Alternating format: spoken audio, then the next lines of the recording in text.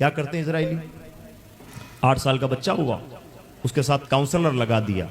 Counsellor کا کام صبح سے شام تک بچے کے ساتھ رہنا، ایک ایک چیز نوٹ کرنا ہے. بچہ کھاتا کب ہے، پیتا کب ہے، پہنتا کیسے ہے، سوتا کب ہے، اٹھتا کب ہے، آنا کانی کرتا ہے یا جھٹکے میں اٹھ جاتا ہے، اس کی طبیعت میں چڑچڑاپن ہے یا نہیں ہے. تمام چیزیں بڑی باریکی کے ساتھ بچے کے ساتھ دوستی کر کے نوٹ کرتا رہتا ہے. اور 1 ہفتے کے بعد میں ماں باپ کو رزلٹ دیتا ہے. جناب میرا سروے یہ کہتا ہے کہ آپ کا بچہ مان لیجئے بہت اچھا سائنٹسٹ بن سکتا ہے، اور اس میدان کا سائنٹسٹ بن سکتا ہے. مان لیجئے اے آئی سائنٹسٹ بن سکتا ہے، آرٹیفیشل انٹیلیجنس کا سائنٹسٹ بن سکتا ہے. اب وہ کیا ہوتا ہے؟ ہوتا یہ ہے کہ جب اس بچے پہ محنت ہوتی ہے تو ماں باپ کو یہ فکر ہوتی ہے کہ اب ہمارے بچے کو اے آئی سائنٹسٹ بنانا ہے. اور اے آئی سائنٹسٹ بنانے کے لیے مان لیجئے بچے کو 4 طرح کی ڈگریاں چاہیے. یہ ڈگری فلاں کالج میں ملے گی، یہ ڈگری فلاں جگہ پر، یہ ڈگری فلاں جگہ پر، یہ ڈگری فلاں جگہ پر. اور اس کے بعد اس بچے کے لیے لمٹ طے ہو جاتی ہے کہ یہ ڈگریاں حاصل کرنے میں ایوریج بچے کی عمر کتنی ہونی چاہیے. مان لیجئے 21 سال کی عمر میں آپ کا بچہ اے آئی سائنٹسٹ بن سکتا ہے. یہ کاؤنسلر نے بتا دیا تو ماں باپ اسی کی تیاری کرتے ہیں. ہمیں یہ نہیں دیکھنا ہے کہ بچہ 12ویں میں پہنچا تو کتنے پرسنٹیج آ رہے ہیں، ہمیں مطلب ہی نہیں پرسنٹیج کیا ہے. ہمیں اس سے مطلب ہے ہمیں اپنے بچے کو زندگی میں 4 ڈگریاں دلوانی ہیں، اس لیے کہ ہمیں اپنے بچے کو اس کمپنی کا مالک بنا کے بٹھانا ہے. ایگزیکٹ یہ 4 ڈگریاں حاصل کرتے ہیں، اس کمپنی کا 21 سال کی عمر میں مالک بنا کے بٹھاتے ہیں اور 5 کروڑ کا چیک اس کے ہاتھ میں دیتے ہیں. شادیاں نہایت سستی، تعلیم نہایت مہنگی، 5 کروڑ کا چیک بنا کے دیتے ہیں. بیٹا تم آج سے اے آئی کمپنی کے سائنٹسٹ ہو اور اس کمپنی کے مالک ہو. پتا چلتا ہے دنیا میں کچھ وقت کے بعد کہ چیٹ جی پی ٹی بنانے والا وہی اسرائیلی بچہ ہے جو آج 10 سال کے ٹائم پیریڈ میں، صرف 10 سال کے ٹائم پیریڈ میں 50,000 کروڑ کا مالک ہے. یوں نسلیں تیار ہوتی ہیں. ہم کیا کرتے ہیں؟ 15 لاکھ میں مہنگی شادی کرتے ہیں اور بچے کی تعلیم پر 2-2, 5-5 لاکھ بھی خرچ نہیں کرتے. نتیجہ کیا نکلتا ہے؟ لوگ کھانا کھاتے ہیں، اپنے پیٹ پہ ہاتھ پھیرتے ہیں، پوچھتے بھی نہیں کہ کس نے ہمیں کھانا کھلایا تھا، اور ہفتے پر بعد بھول جاتے ہیں کہ ہفتے پر پہلے ہم نے کوئی کھانا بھی کھایا تھا. یہ ہے تعلیم یافتہ، تہذیب یافتہ، ترقی یافتہ اور تنزلی کا شکار قوموں میں فرق. دنیا بھر پر حکومت کرنے والے لوگ، دنیا کے ذہن پر حکومت کرنے والے لوگ، دنیا کی تجارت و معیشت پر حکومت کرنے والے لوگ، دنیا کے بینکنگ نظام پر حکومت کرنے والے لوگ، وہ جیسا چاہتے ہیں ویسا ہوتا چلتا چلا جاتا ہے. اور ہم ہزار احتجاج اور دھرنوں کے باوجود بھی کچھ نہیں کر پاتے. یہ ہوتا ہے کرنے اور صرف چاہنے کا فرق. ہم چاہتے ہیں کہ صرف ارمانوں سے کام ہو جائے، صرف چاہتوں سے کام ہو جائے. یہ نظام قدرت کے خلاف ہے.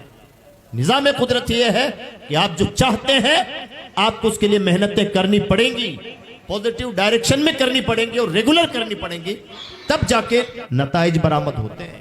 یقین محکم عمل پہ ہم کبھی کبھار کر لیں، اس سے بھی کام نہیں چلتا ہے. ریگولرلی لگا رہنا پڑتا ہے، تب جا کے نسلیں تیار ہوتی ہیں. میں نہیں مانتا کہ آپ کے شہر میں کسی ایک آدمی کو بھی پدم شری کبھی ملا ہوگا، اور مل جائے تو سر اونچا کر کے جانے، کتنے نعرے لگائیں، کتنا زندہ باد مرد آباد کریں اور آسمان سر پہ اٹھا لیں کہ ہمارے یہاں پدم شری ملا ہے.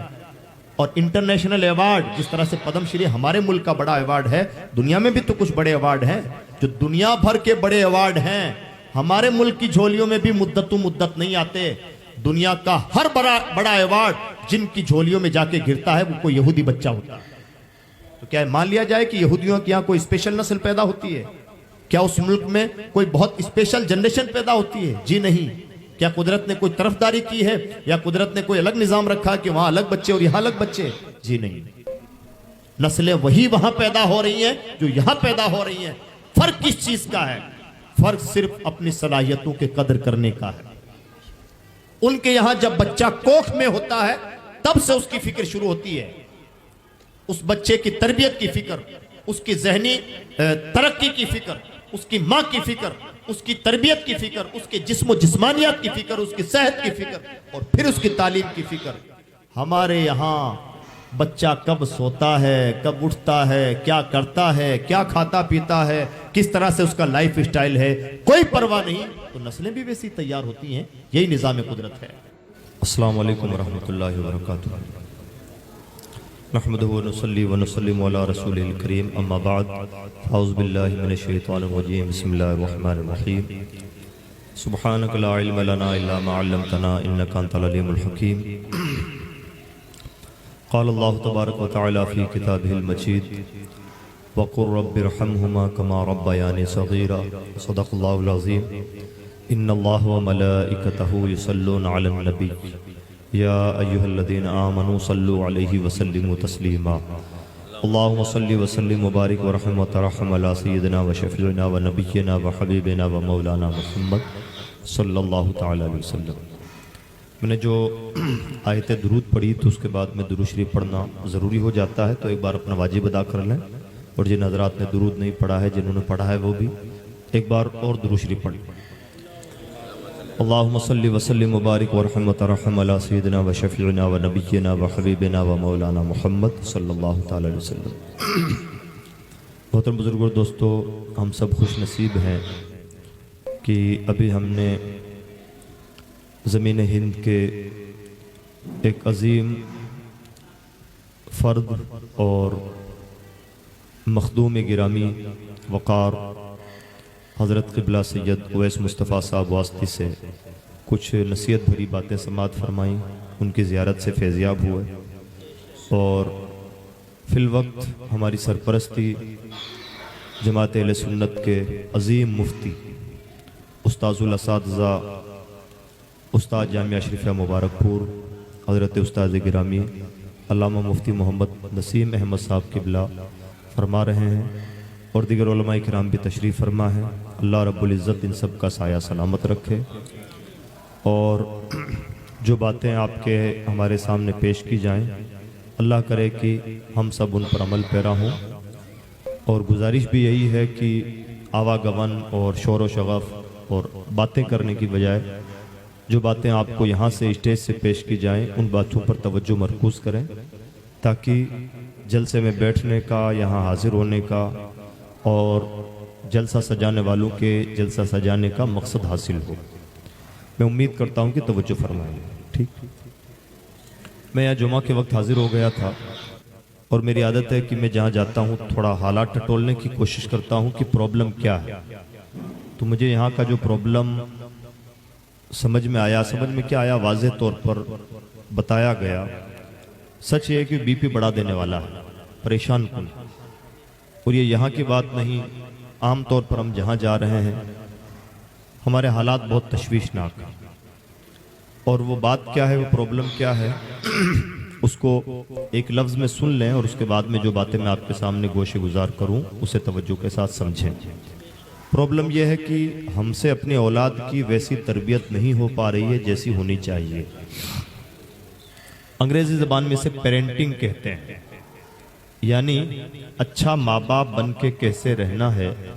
یہ ایک ریگولر سبجیکٹ ہے، بہت کچھ اس میں پڑھایا جاتا ہے، سمجھایا جاتا ہے، اور یہ پریشان کن بات ہے کہ آج کے زمانے میں جبکہ تکنیک کی طرف سے بہت ساری سہولیات فراہم ہیں اور ہم سیکھنا چاہیں تو بہت سارے پلیٹ فارم اویلیبل ہیں، لیکن اس کے باوجود بھی ہم پوزیٹیو پیرنٹنگ نہیں سیکھ پا رہے ہیں، اور اپنی اولاد کی جتنی اچھی تربیت کرنی چاہیے تھی نہیں کر پا رہے ہیں۔ اچھی تو چھوڑیے، جو ضروری تربیت ہے وہ بھی نہیں کر پا رہے، اور اس میں بری طرح سے فیل ہو رہے ہیں۔ اور اسی وجہ سے اب میں جو باتیں آپ کے سامنے پیش کر رہا ہوں، سچ کہیے تو تقریر نہیں ہے، وہ ہمارے گھر کا درد ہے جو میں رکھ رہا ہوں، اور ہم سب کو اس پر مل جل کر غور و فکر کرنا ہے، عمل کرنا ہے، اور قابل عمل باتیں ہوں تو انہیں اپنے گھروں پر اپلائی کرنا ہے۔ تو آپ اس کے لیے تیار ہیں؟ تیار ہیں؟ نہ میں آپ سے نعرے کا مطالبہ، نہ کوئی نظر و نیاز، چپ چاپ خاموشی کے ساتھ جو میں عرض کروں وہ آپ سن لیں۔ اللہ رب العزت نے قرآن مجید میں ماں باپ کے ادب و آداب کا ذکر کیا، اور ان ادب و آداب کے ضمن میں ایک طریقہ یہ بھی بتایا کہ بندے کو اپنے ماں باپ کے لیے اللہ کی بارگاہ میں دعائے رحمت کرنی چاہیے، اور ارشاد فرمایا وَقُلْ رَبِّ ارْحَمْهُمَا كَمَا رَبَّيَانِي صَغِيرًا، اے میرے رب میرے بوڑھے ماں باپ پر ویسے ہی رحم فرما جیسے بچپن میں انہوں نے